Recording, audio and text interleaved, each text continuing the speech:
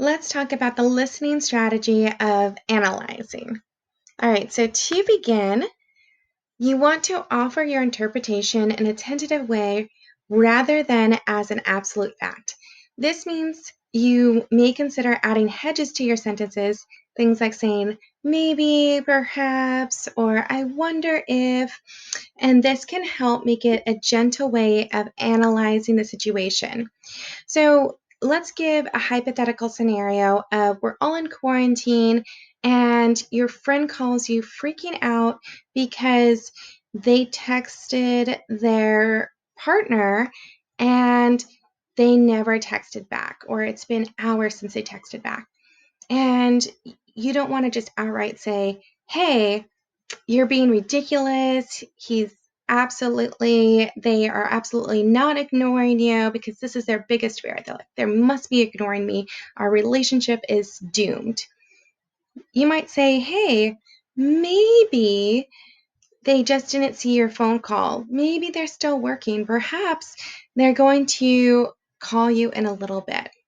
So just adding those little hedges can make it so that it's a tentative way of saying it and doesn't make them feel like an absolute fool for thinking something else.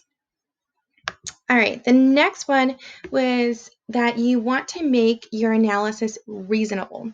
So you don't want to come out with way out there things just to calm them down or make them feel better when that's just going to make them feel even more delusional, or that you're not really giving them sound advice. So don't say something like, oh, well, obviously they might have just gone out and broken quarantine, and maybe they're at the store and they got sick, or maybe they're in the hospital. You don't want to make it so outrageous that you're giving them a ton of different possibilities. You maybe want to stick to a couple of different scenarios that they can work with that sound reasonable for them.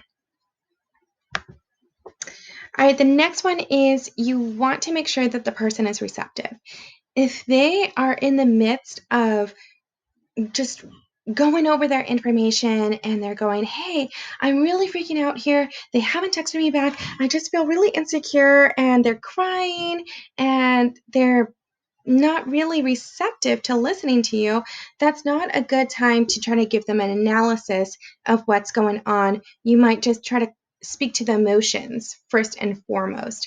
And so just to try to get them to calm down, try to get them to feel acknowledged before you bring in your perspective.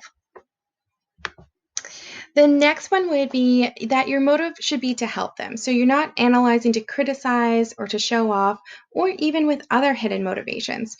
What if you were sleeping with their partner and you didn't want them to find out? And so your analysis of the situation is just going to try to get them to steer away from seeing the shadiness that's going on.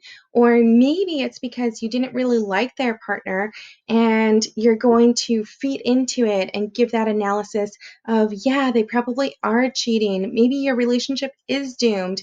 That's the only way that I could interpret it. That's really not helpful in the situation, and you're not helping them. You're really just looking out for your own help,